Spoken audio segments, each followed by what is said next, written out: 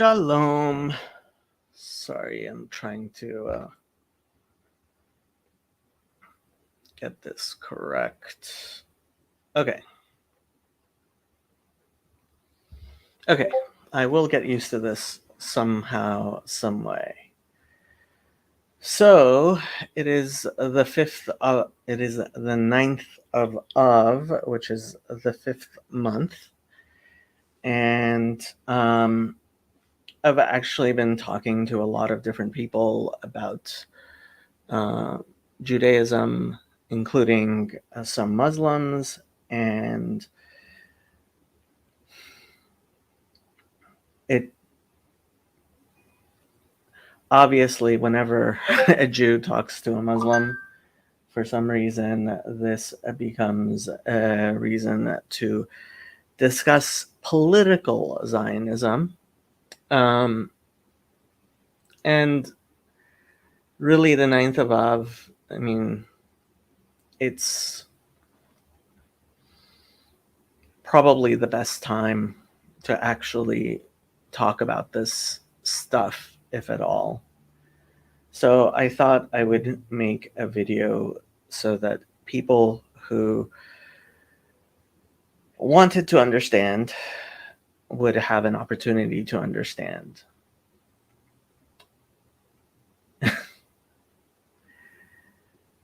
It's really, really complicated. I remember a story of the Lubavitcher Rebbe. He described a certain situation, won't go into the details, and a question that somebody asked him. And rather than discuss the question, he just sat there and cried. And there are situations in which I think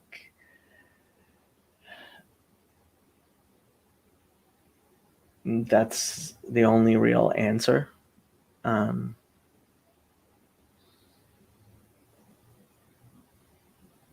I was much younger, I was very involved in AIPAC, American Israeli Political Action Committee.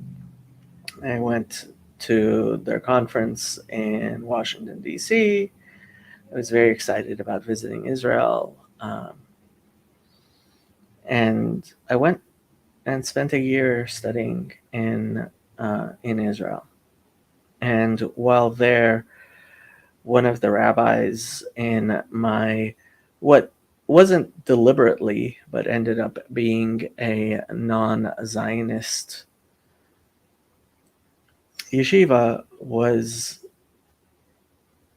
someone who is considered Zionist and dismissed by a lot of people within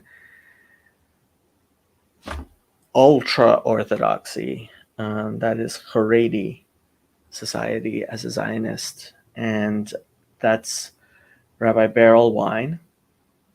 And as people in these circles often do, I was recommended the book Perfidy by Ben Hecht, which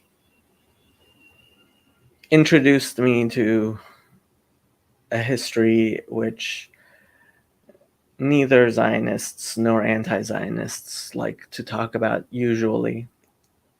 Neturei Karta and Satmar will sometimes refer to perfidy and will discuss Mishpat Kastner. And if you think you are well informed, especially as a Jew, about the history of Zionism and what Zionism has meant in the Jewish community, and you don't know who Rudolf Kastner was, then I think you're missing a very important part of that history. And Rabbi Wein, who is known as a religious Jewish historian, I highly recommend his lectures. I highly recommend his books.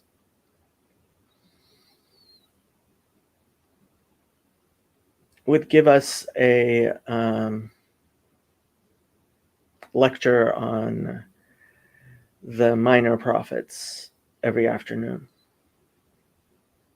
And I was going down from my apartment to the lecture, and I happened to catch Rabbi Wein walking towards it. And I asked him about the details of what I had learned in that book, whether they were true. And he just sighed.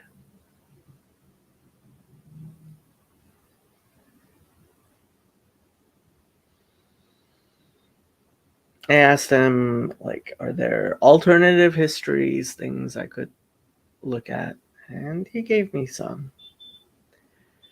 But he understood what that meant to me. And after that, I became an anti-Zionist. Not an anti-Semite, but an anti-Zionist. And it's very convenient for a lot of people to conflate those two, both Zionists and anti-Zionists. The anti-Zionist movement now is so clearly anti-Semitic that I don't even know if I would be welcome there. It is so anti-Semitic that this new label, non-Zionist, has become prevalent among a lot of people who want to distance themselves from Neturei Karta. And I would say that that's the predominant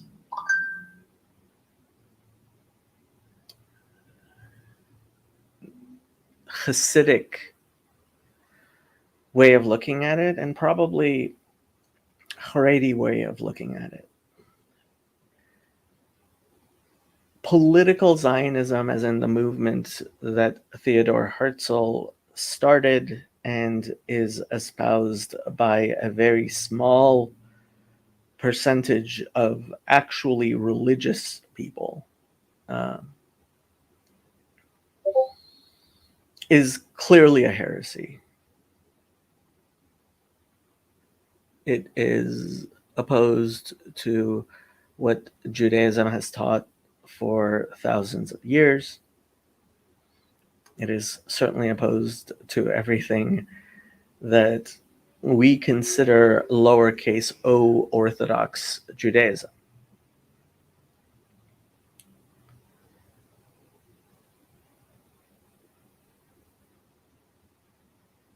Yet there's plenty of people who are using and attacks on riding the horse of anti-Semitism, either to further their real anti-Zionist beliefs, or are using anti-Zionism through anti-Semitism in order to distract from other things. I was born in Iran, lived there until I was 7. My father was convicted as a Zionist spy in Iran and served 6 months in jail. And I think anybody who is serious realizes that forget the evidence, of which there was none, basically. The charge was not serious because the sentence was not serious.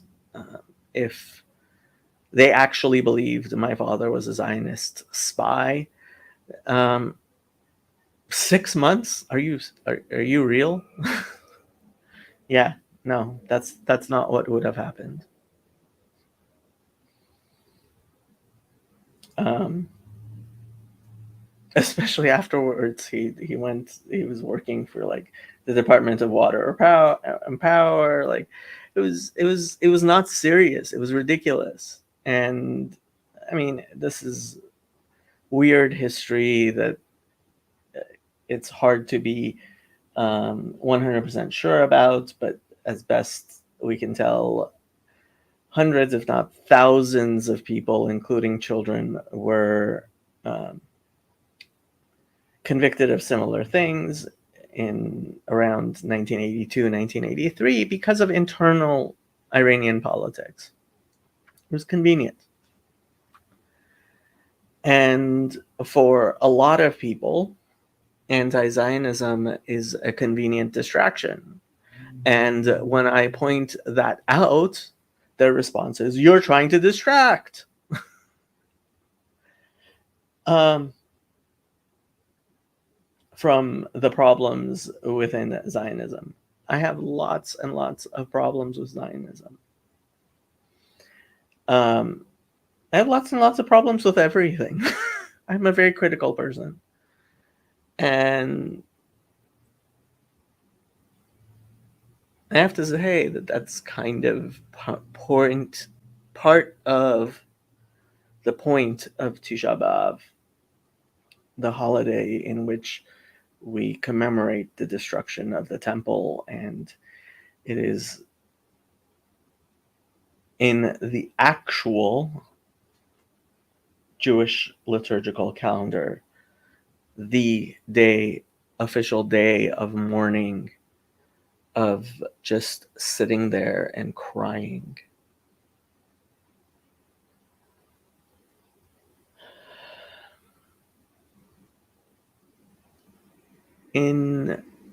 When you're not comparing, when you're looking at the faults of human beings, especially human beings who are going through or have gone through difficult situations, it's really, really easy to find a lot of things to criticize.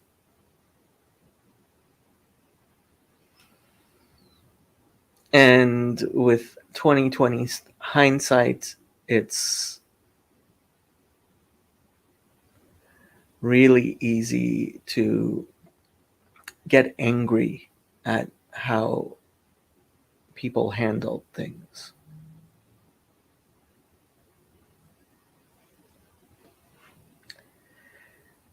And I was angry and I felt betrayed. And to some extent, I still feel betrayed.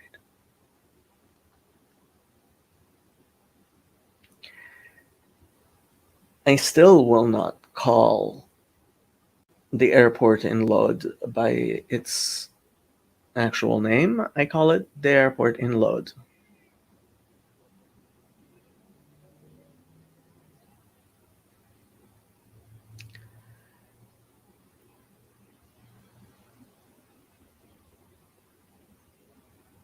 The Holocaust was a horrible thing, and people who have gone through horrible things will do horrible things in response.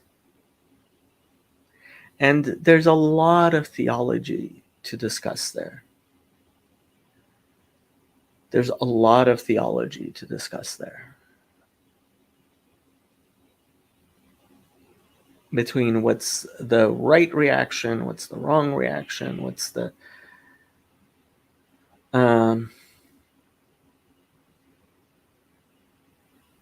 how do we make sense of the Holocaust?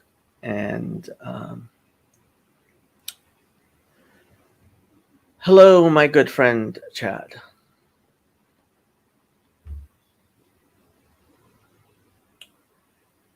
Um,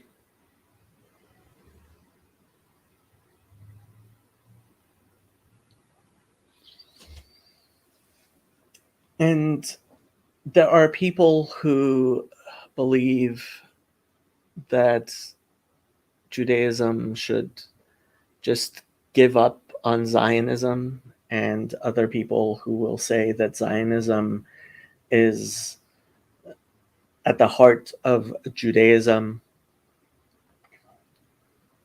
And that depends a lot on what your definition of Zionism is.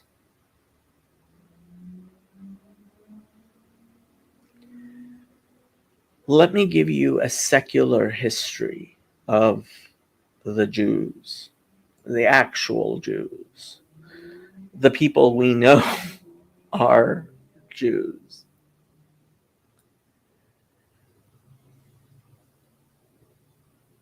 And this is archaeologically inarguable.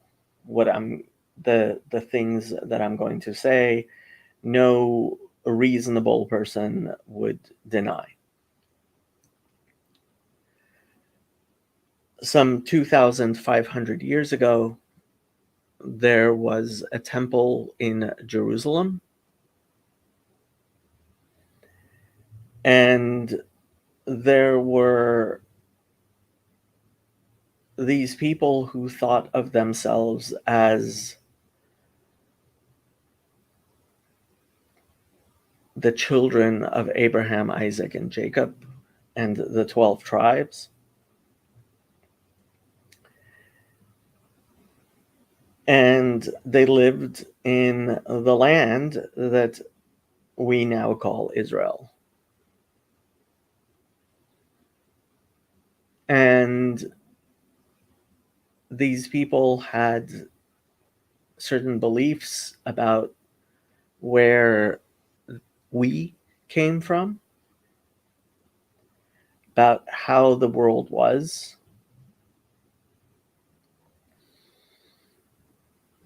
and about God.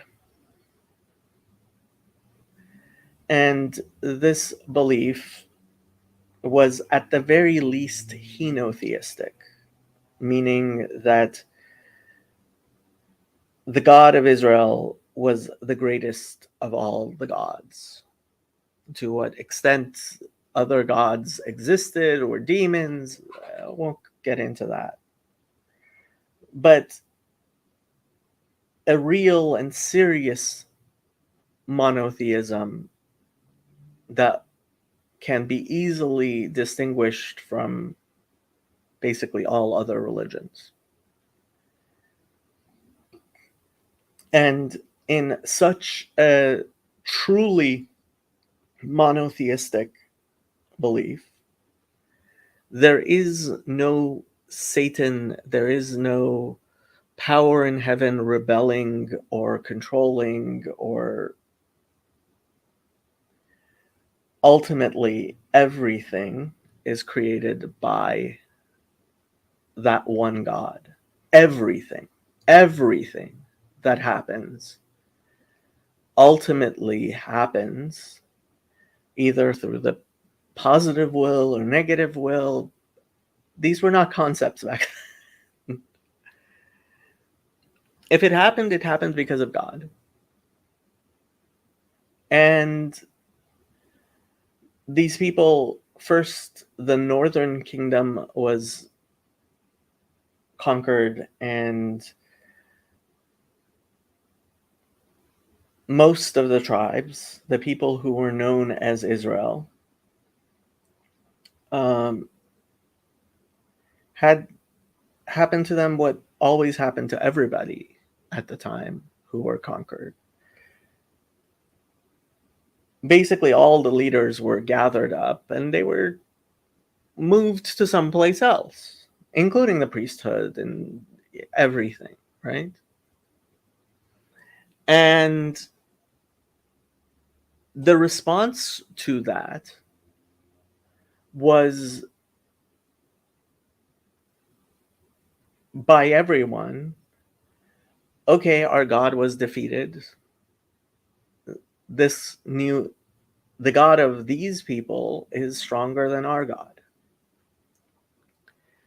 And basically, to the extent where you would conquer all the temples of a certain god. Once they were all vanquished, that god was vanquished. And that god was, at the very least, useless.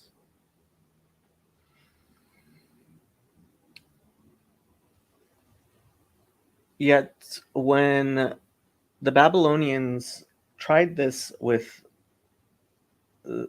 what are now called Jews, the Judeans, which included members of the other tribes, certainly Benjamin and Levites, and um, members of other tribes as well, but won't get too much into that. Something very, very strange happened. My ancient history professor called it "have book will travel." And Ezekiel, the book of Ezekiel, talks about seeing God over Babylon, the God of Israel. And this idea that no, our God was not defeated.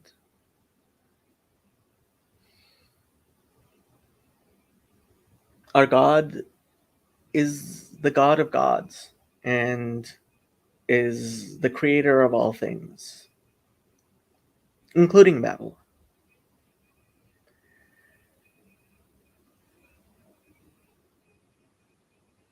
And at some point, the king of Persia um, allowed some people to come back to Jerusalem and rebuild the temple. And you can talk about whether or not the prophetic books actually prophesied this or didn't, or where they came from and when they were written. But what we know clearly is at least 300 years before um,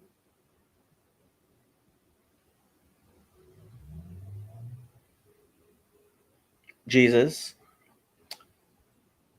and Christianity, this is the state of affairs. Most Jews were not living in Israel. Most Jews were living dispersed throughout the world. Yet they had a religion, a cult, and it wasn't like the other religions, and it wasn't really what we consider religion today, with scribes and certain texts and certain beliefs. And I probably should have. I'm curious, in Judaism, will you go to heaven? You asked this before, computer. You weren't here when I answered it. It depends what you mean by heaven. In Judaism, we have the 13 principles of belief, which Orthodox Judaism espouses by Maimonides, which includes the idea that God will punish the wicked and reward the good, and that there will be a physical resurrection of the dead for the day of judgment. Beyond that, the details are not things we involve ourselves in. So if you are genuinely interested, I would look up the 13 Principles of Faith by Maimonides, and probably the last 2 chapters of the Mishneh Torah, the laws of wars and kings regarding the coming of the Messiah, and the first chunk of that work, which are the laws of the foundations of the Torah and the laws of ideas and etc.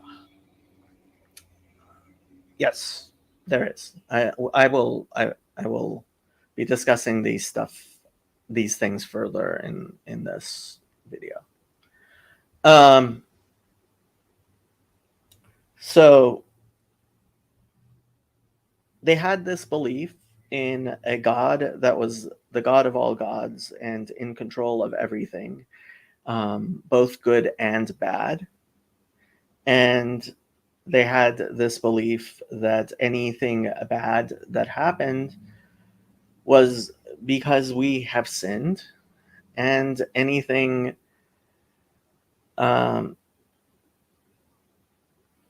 good was ultimately because we listened to that which God commanded us, because there is only one God. And this was revolutionary. And the greatest good was to go back to our land and have our temple. And there were the synagogue services. There was everything that is part and parcel of what is now referred to as Rabbinic Judaism, Pharisaic Judaism. And I'm talking 300 years before Jesus. Which Psalm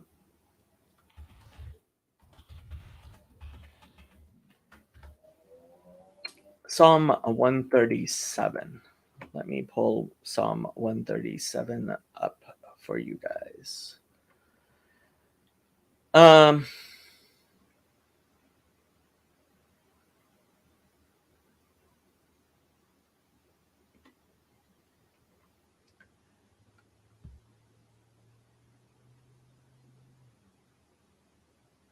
How shall we sing the Lord's song? By the waters of Babylon, there we sat down and wept when we remembered Zion. On the willows, there we hung up our lyres, for there our captors required of us songs, and our tormentors mirth, saying, Sing us one of the songs of Zion. How shall we sing the Lord's song in a foreign land? If I forget you, O Jerusalem, let my right hand forget its skill. Let my tongue stick to the roof of my mouth. If I do not remember you, if I do not set Jerusalem above my highest joy. Remember, O Lord, against the Edomites the day of Jerusalem, how they said, lay it bare, down to its foundations. O daughter of Babylon, doomed to be destroyed, blessed shall he be who repays you with what you have done to us. Blessed shall he be who takes your little ones and dashes them against the rock.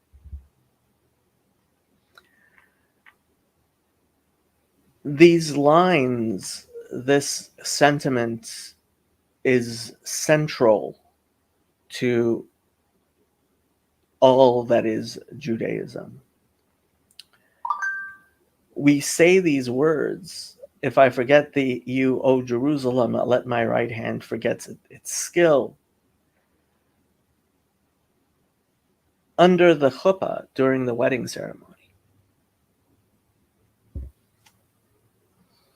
Our prayers are for a return to our land and a return to the temple and our God.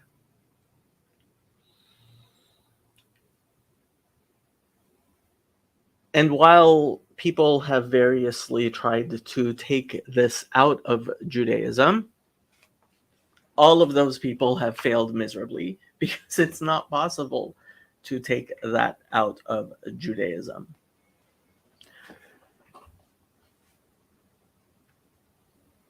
And so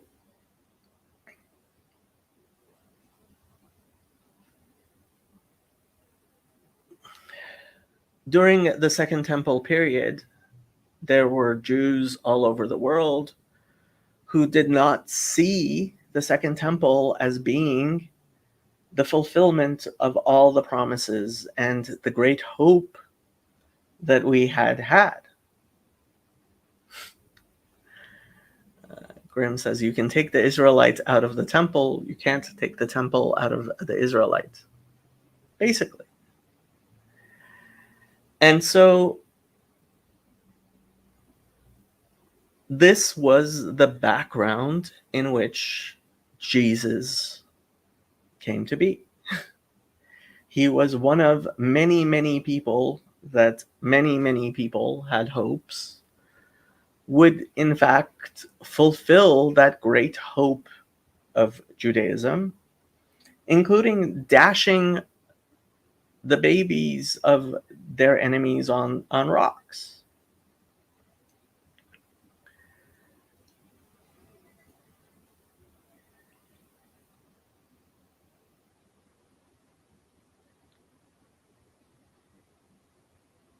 It's hard for me to explain. Did you just say the Second Temple was a disappointment?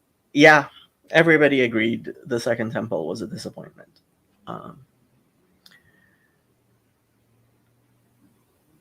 It was not the hope. And that was part of why there was a belief that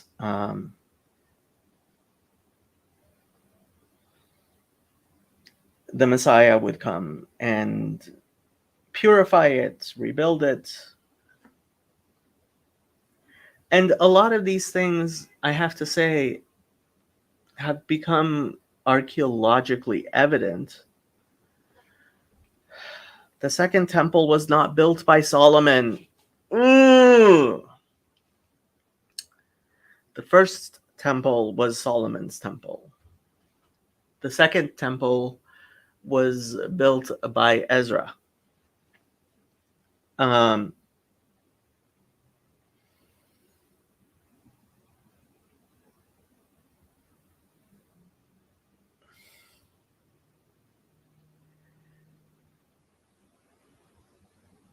There's a lot of theology that I could pour into this.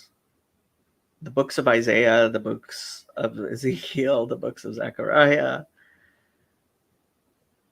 all the Jewish understanding. Yes, Ezra and the disappointing temple. Why wasn't it good enough? Because it wasn't. Because it wasn't everything. If you ask a secular historian, they'll say because it could never be good enough. Because Judaism had this view of the greatness of the temple, which was beyond what a secular historian would say the first temple was either.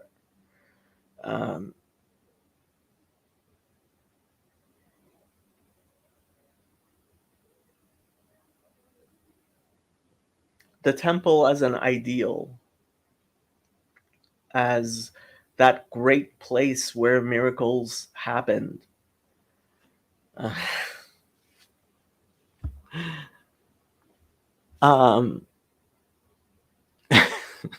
It had a Jewish mother. No, it had a Jewish son.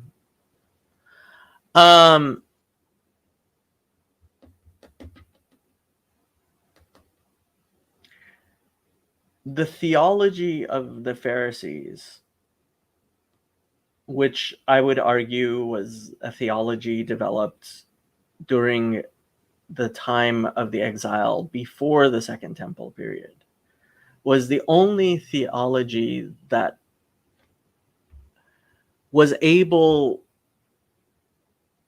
to withstand the destruction of the temple in the year 70, which was after Jesus, because it contained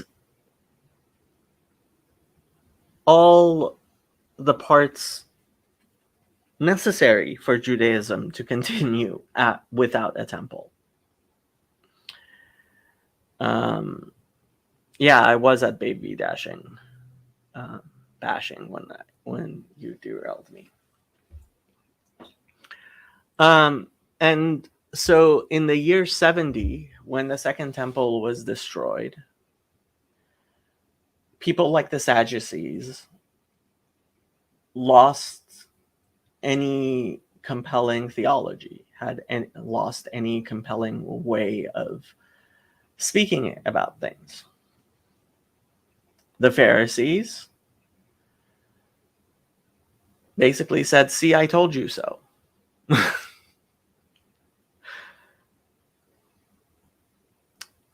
And the Christians said, "See, I told you so." Because by that time already, Christianity had become the sort of thing where it was Pauline Christianity and no longer Jewish Christianity. Jewish Christianity had been something within a context of Judaism, beliefs within the understanding of Judaism.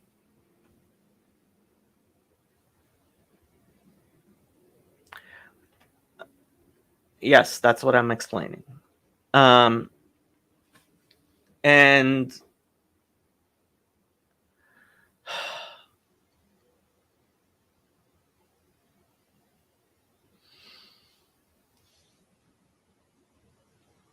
a Pauline church had grown up in which even the Jews who were members were no longer really steeped in Judaism. Graham, your questions are off base because you don't have the background to ask good questions. I'm sorry.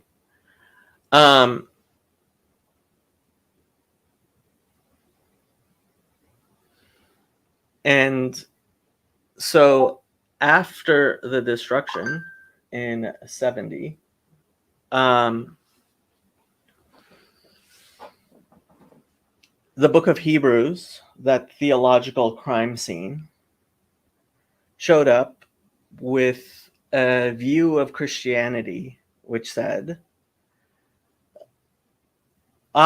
you see, you didn't believe in Jesus and God is punishing you. And the Pharisees said,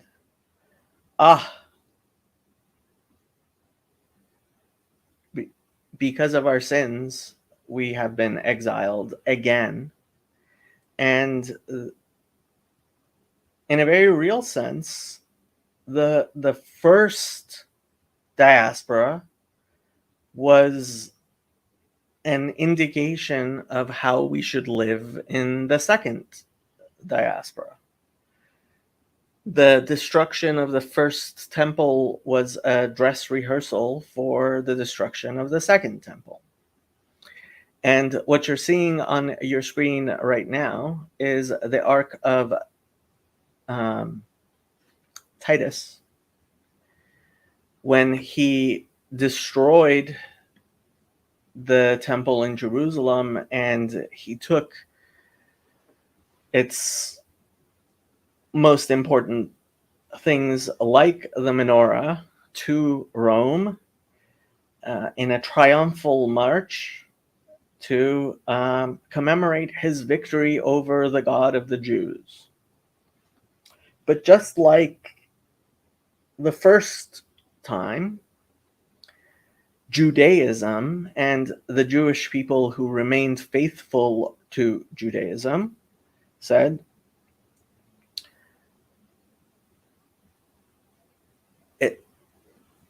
everything is the working of our own God. Your God didn't defeat our God. Our God decided that we were unworthy, and for our own good and education, and for the betterment of the entire world,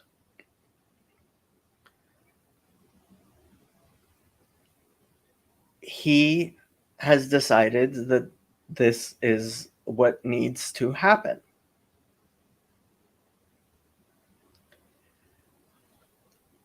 Now, I have to say, a lot of Christians are so invested in the idea that rabbinic Judaism is a response to the Second Temple that they don't see things which are obvious in their own Bible.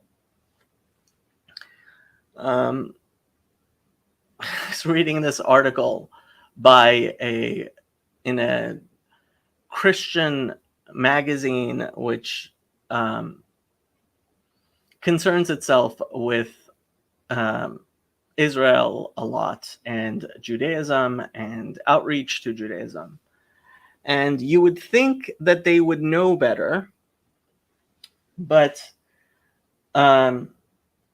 it flatly said that Tisha B'Av, the 9th of Av, the holiday we are celebrating right now, was a rabbinic innovation. Zechariah 8, chapter 8, verse 19. This is what the Lord Almighty says: the fasts of the 4th, 5th, 7th, and 10th months will become joyful and glad occasions and happy festivals for Judah. Therefore, love truth and peace. And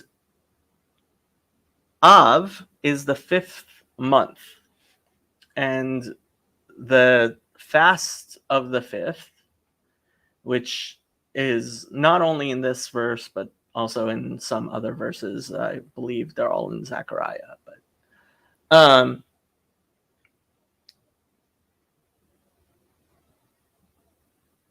it was something that existed prior to Christianity. It's in the Bible. And the synagogue services and Judaism and Jewish theology about how to live in exile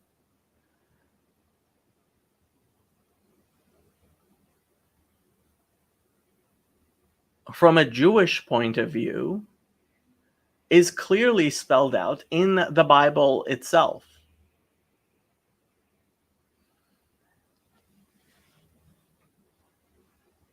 And the really funny thing is that theological crime scene, the book of Hebrews, quotes our Bible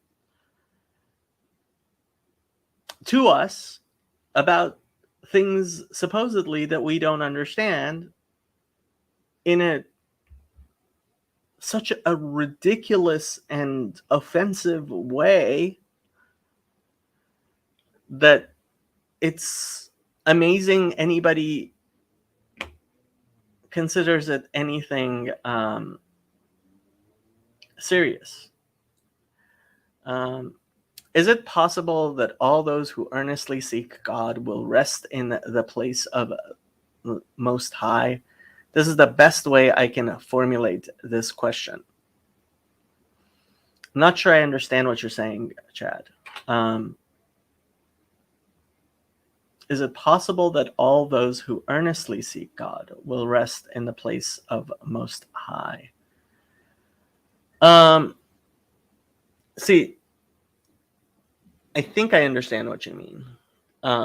And my answer is that we live in a world where those who seek to lead must serve.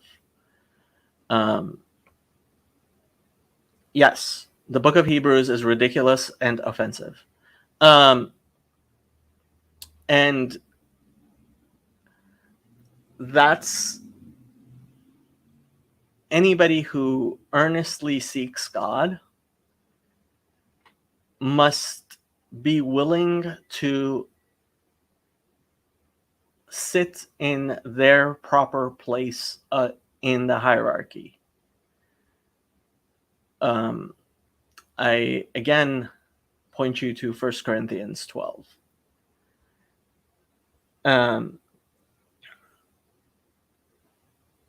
So that's the theological answer to what you asked, Chad.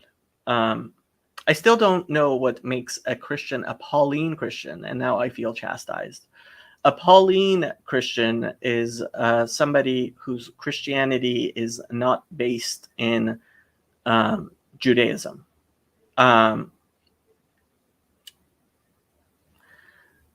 It is a Christianity that is solidly based in Greek philosophy and thought in ways that are heretical to Judaism.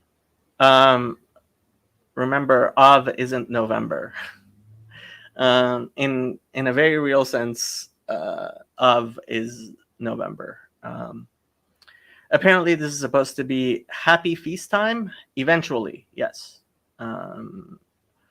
Do our rules and ideas get in the way of heaven? Our rules and ideas do. God's don't. Yes, service to others is key. God help me find earnest. Yes, amen.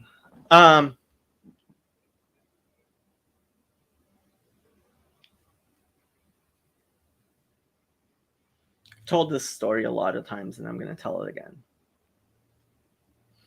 When I first went to Israel and I went to the Western Wall, I was struck by how tiny it was. And it was really, really tiny.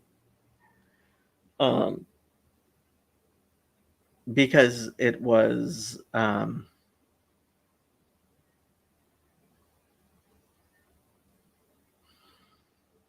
so big in my imagination that it failed to be as big as I thought it would be. It was tiny.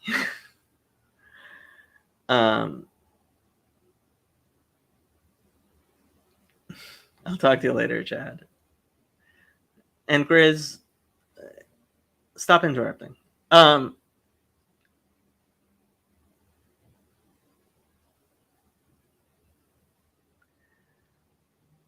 But I would go there sometimes in the evening, and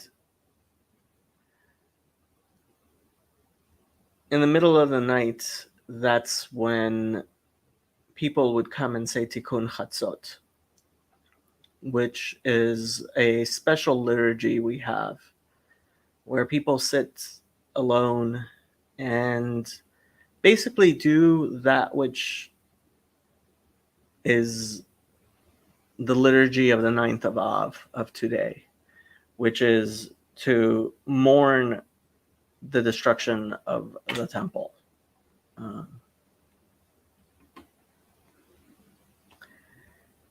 And people would put barriers around themselves so that, you know, they weren't paying attention to anybody else, and other people wouldn't be paying attention to them, and they would be sitting. And it's one of the times when the Western Wall is emptiest because there's no tourists and it's not a normal liturgy and most people are asleep. And I would sit there and I would listen to the people crying over the destruction of the temple.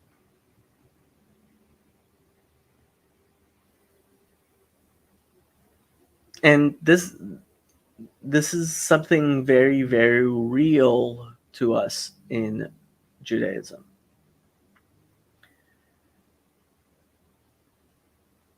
So back to Zionism and secular Zionism.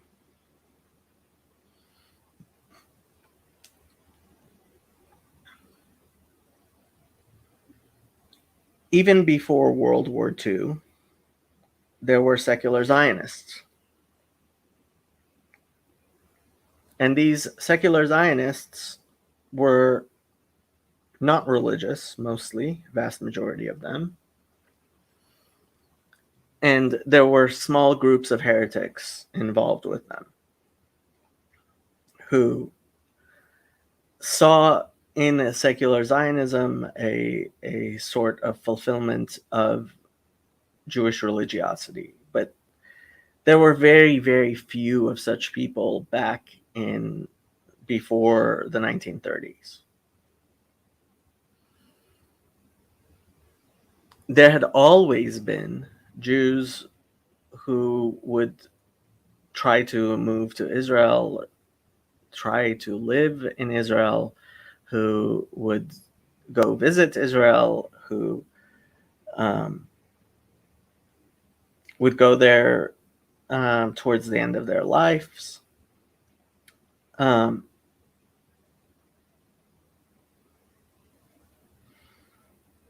and it was a normal Jewish thing to send money to the people in who were trying to live in Israel because it was miserable and destitute. And people from Israel would go around to Jewish communities around the world and ask for money. And it was a normal thing to take up collections to be sent back with this person to the land of Israel. Um,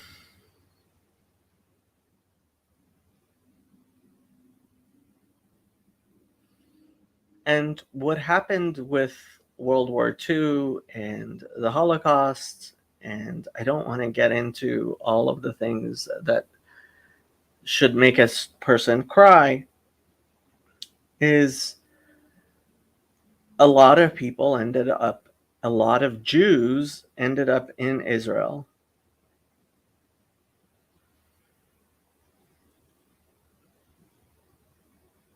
Most of whom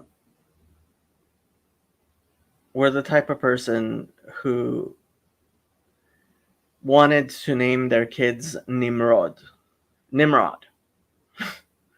And if you check, you will see that there's a lot of Israeli children named Nimrod.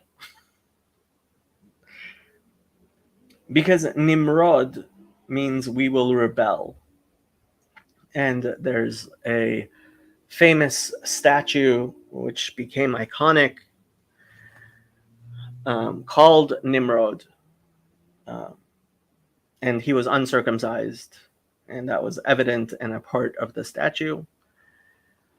Because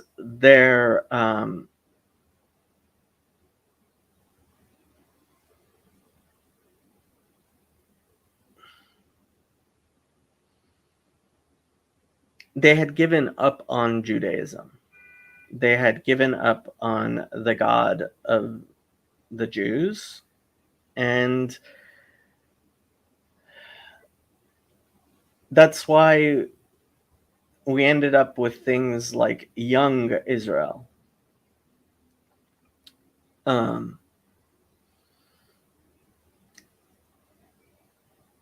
And we were talking about communists, and basically these Zionists and these communists thought that Judaism would unravel and it would be replaced by an ethno-state, all kinds of heretical ideas.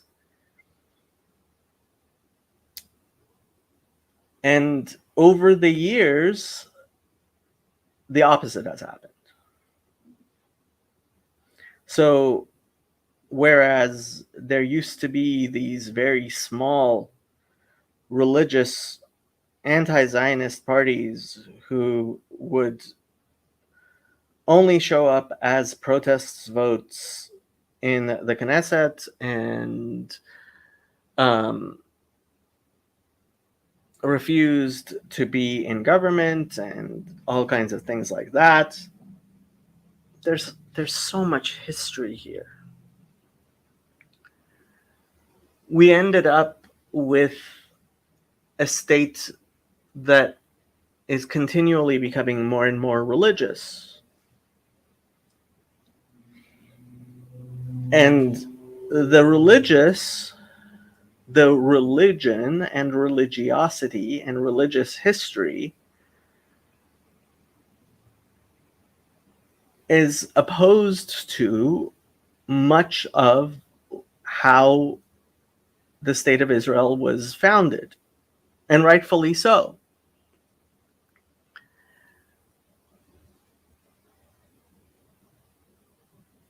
But the Jewish reaction as a Jew can't be what too many people somehow think it should be, which is, oh, well, my ancestors were not perfect, so I should just go kill myself. um,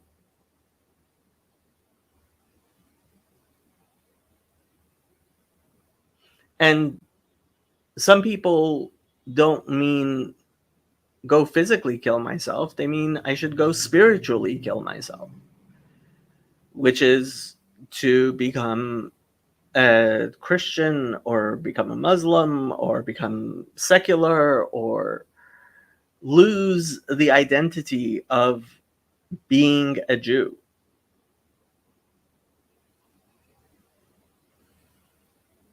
which is ridiculous on two fronts. First of all, you have to offer me a better identity. And while some people think that they have found that better identity, I don't believe there is a better identity. Um,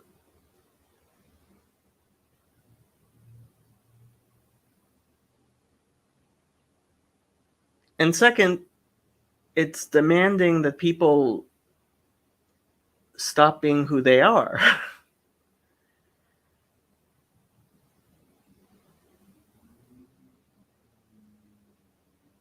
And the pen is mightier than the sword. And Judaism was able to live through destruction after destruction because we have a resilient ideology, a resilient theology, a resilient idea and book and identity.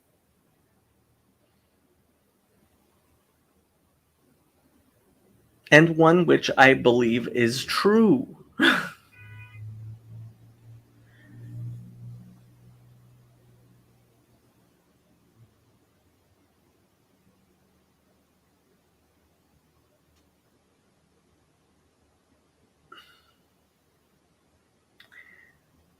That was a lot of talking while trying to explain something that I think ultimately can only be explained through tears, by sitting there and crying.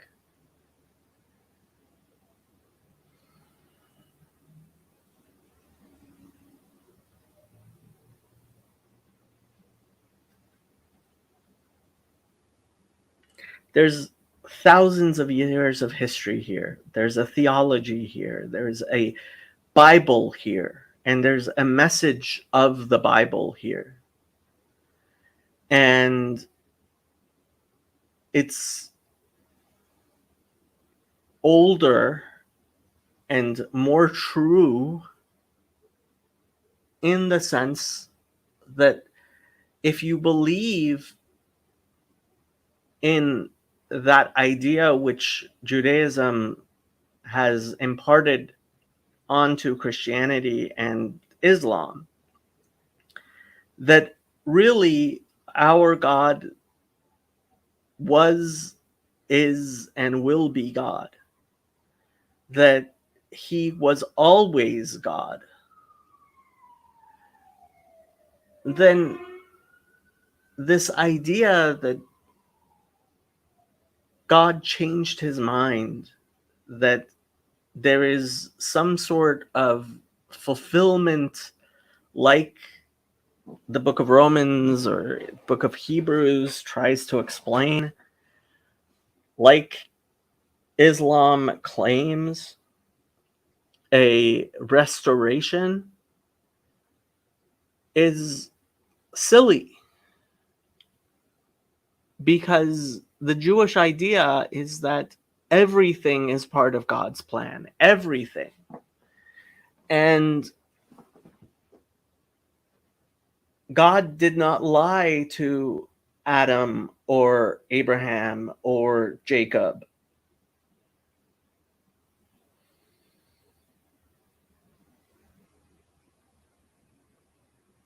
And ultimately, I think that's the only way you can truly believe that there is one God who rules the world, who created the world, who revealed himself to Moses at Sinai and the Jewish people at Sinai.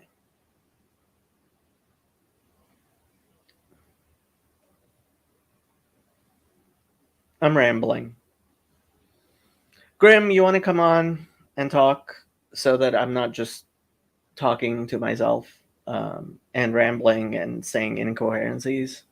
Or anybody else who's watching? Um, Somebody's watching on Twitch.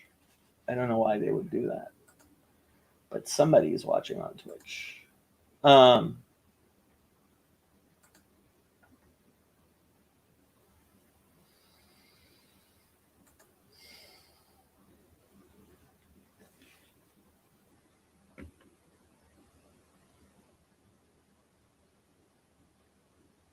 I don't know if I covered things.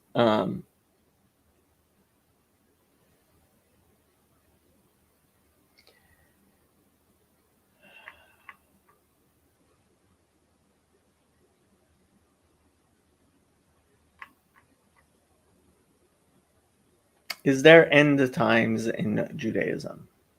Yes, there are end times in Judaism.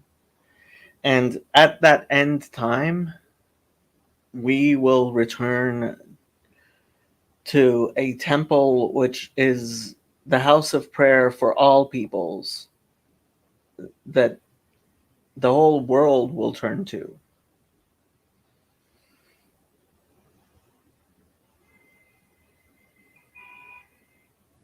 Not as slavers and rulers over other people,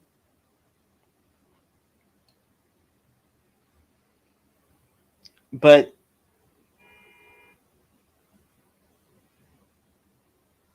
as a nation of priests.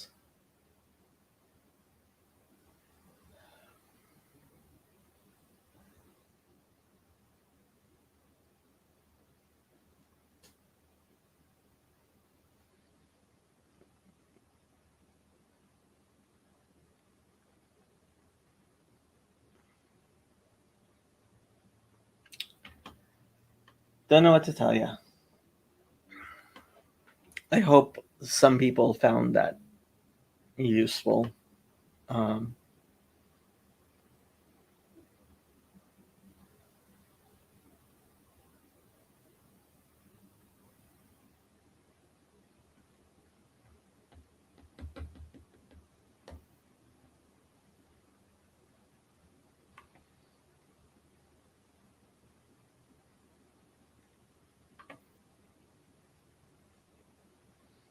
Comment below, or comments in the chat, or DM me if you want to come on. Otherwise, I am going to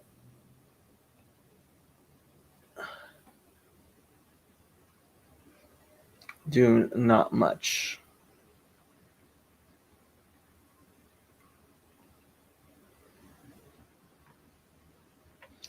And I have a conversation with Andrea tomorrow.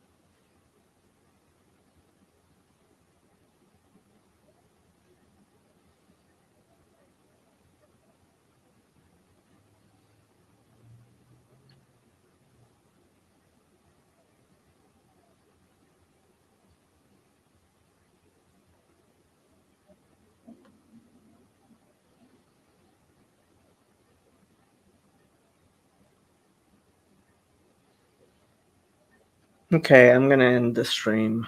I will see you guys later.